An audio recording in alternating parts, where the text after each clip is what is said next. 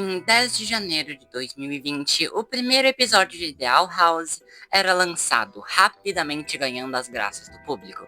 O show tinha uma ótima premissa, um mundo vasto e interessante, personagens bem desenvolvidos e uma animação de cair o cu da bunda. Mas com o passar do tempo, a série tomou uma pegada bem mais pesada. Comentários sobre trauma, abuso, identidade, alegorias à religiosidade e várias cenas que realmente fariam um estrago no meu cérebro se eu visse isso quando era mais nova. Isso tudo, mais homofobia, porque o mundo é um lugar horrível, foram a culminação pro cancelamento da série. Então, o que acontece quando você demite a criadora, enche ela com ódio contra grandes corporações e dá a oportunidade dela de produzir uma série sem nenhuma restrição executiva? Você tem Knights of Guinevere, de longe um dos melhores projetos que a animação indie já nos proporcionou. A primeira animação 2D da Glitch Productions, o estúdio por trás de The Amazing Digital Circus, Murder Drones e a grande pérola que é SMG4. Sério, olhem, vocês estão perdendo o mais puro suco possível. Consegue trazer à vida um estilo e uma história com muito potencial. Seu mundo é intrigante e enraizado no núcleo dos seus personagens, seus temas são incrivelmente bem trabalhados e ele utiliza do body horror de uma maneira extremamente boa. Então, sem mais enrolação, vamos analisar o terror existencial de Knights of Guinevere. A boneca de lata bateu a cabeça no chão, levou mais de uma hora pra fazer. Os mundos construídos na série da Glitch são um dos aspectos mais importantes das suas obras. O mundo de Digital Circus ou Murder Drone são tão importantes quanto seus personagens para a progressão da sua narrativa. Knights of Guinevere mostra um dos melhores mundos envolvendo uma animação que eu vi faz um tempo. GOG estabelece um futuro distópico controlado por um monopólio de entretenimento. Park Planet é o centro dessa sociedade, tudo em volta o parque. As vidas, os empregos, problemas, a existência inteira dessas pessoas são engolidas por esse parque, por mais que para muitos ele nunca será alcançado. O parque é localizado acima do oceano que cerca a terra desolada onde a classe trabalhadora desse mundo reside. Alguns ascendem aos céus trabalhando como engenheiros ou técnicos, mas esses são socialmente excluídos por outros da sua classe, sendo apelidados de Crownies. Nesse contexto, nós temos nossas duas protagonistas, Andy e Frankie. Andy é uma das tais engenheiras que quer muito se matar, e Frankie, uma mecânica barra faz tudo que se encaixa bem mais no arquétipo de uma personagem da Disney. Um ponto de vista mais otimista e positivo em um mundo que não o corresponde.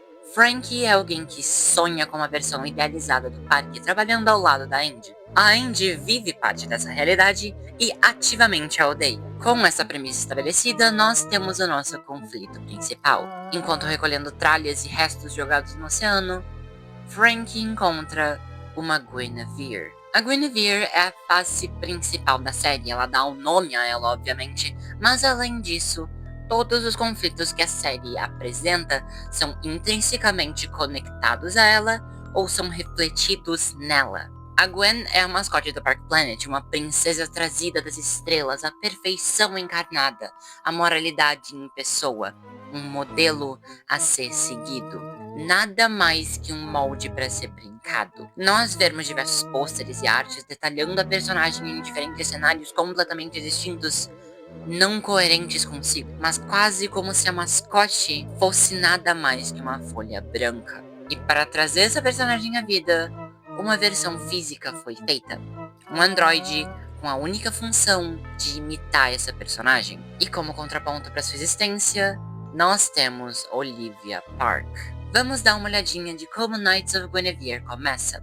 Um conto de fadas clássico, detalhando uma princesa presa em uma torre. De primeira vista, nós podemos pensar que a Olivia é essa princesa mencionada, com várias imagens detalhando ela confinada pelo quadro em que a cena é feita. Mas com o conformar da cena, nós descobrimos que a Gwen é a princesa em apuros, fazendo da Olivia o monstro a deixando presa. A Gwen é tratada como um mero brinquedo, suas tripas usadas como uma coleira, e ninguém à sua volta sequer questiona o fato de um androide estar com as suas entranhas expostas. E quando a Gwen escapa pulando da sacada, a Olivia parece desconectada, como se isso já tivesse acontecido tantas vezes que já tenha virado rotina. O desenvolvimento da personagem não existe, ao ponto que nós podemos acreditar que ela inflita os danos que a Guinevere sente, com o mero propósito de consertar ela de novo. Um ciclo. E olhando pro estado dela quando os eventos da série acontecem, dá pra notar o estado que ela se encontra física e mentalmente. Cereais doces espalhados pelo chão, enfermeiros vestidos como se fossem feitos com o intuito de serem agradáveis para crianças. E Olivia, em seu leito de morte,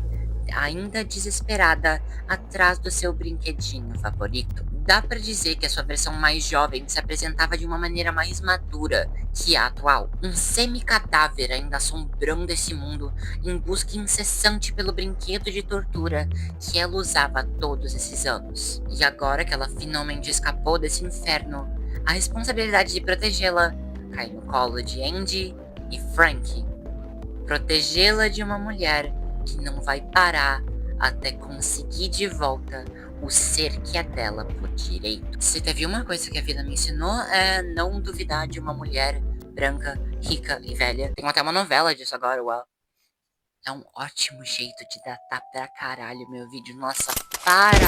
Ok, uma coisinha que você não saberia se você não analisasse desenhos ao invés de falar com pessoas na vida real. Um estilo comum em desenhos da Dana é demonstrar a humanidade de um personagem pelo brilho nos seus olhos. Todos os personagens de Tow têm isso, todos os de Guinevere têm isso, por mais que bem menos, pelo tom diferente das duas séries. Mas os únicos dois personagens que não têm essa característica são o Imperador Belos, sabe, genocida, caçador de bruxas, transformado em um demônio possuidor de corpos. Eu vou falar sobre ele no vídeo da próxima semana. Ai, eu amo a autopromoção. Mas também na Olivia. E o Belos ainda tinha o peri nos olhos quando ele era o Philip. Quando era recém, ele tinha matado o próprio irmão a sangue frio e começado a estudar achar maneiras de fazer cópias dele para serem seus bonequinhos de abuso emocional. O que foi que essa criança fez pra se igualar a esse cara com 6 anos de idade? Vamos deixar isso pra quando a série realmente estiver sendo feita, pode ser? COG com certeza é o projeto da empresa que eu mais quero que seja expandido ao lado de Gaslight District. Oh, nome complicadinho da porra. Os dois projetos têm um potencial extremo e eu espero que todos eles sejam tratados pelos criadores com o carinho que merecem. E lembrando, a Dana não é a única envolvida no projeto. Existem vários outros artistas e outros 2 criadores envolvidos, ok? Mostrem um pouquinho de amor por eles. Eu espero que vocês tenham gostado desse vídeo e nós nos vemos na próxima. Até mais!